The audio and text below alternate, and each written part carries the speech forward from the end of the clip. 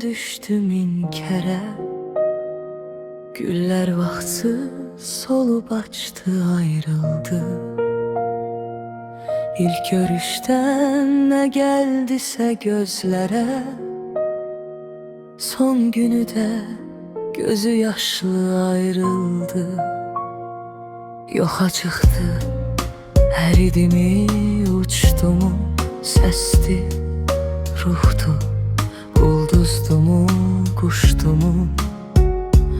Anlamadım, bile bile çaştı mı?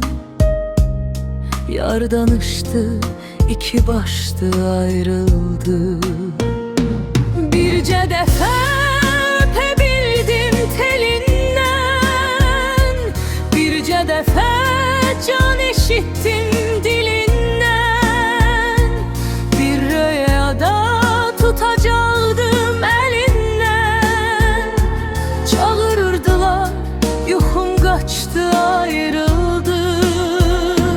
Bu ümitte beni koydu imansız, vurup geçti cellat kimi amansız. Diller töktüm, inanmadı imansız. Bakıp gördüm, kalbi taştı ayrıldık.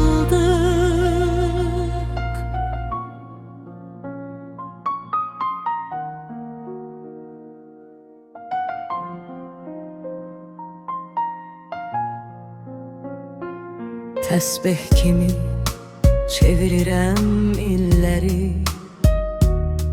yanağımda quruduram selləri. İnanmıram duvaq tutar telləri, İkimiz de başı daşdı ayrıldı.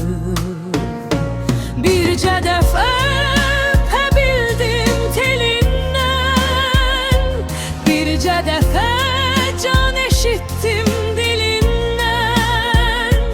Bir rüyada tutacaktım elinden, çağırdılar, yuhum kaçtı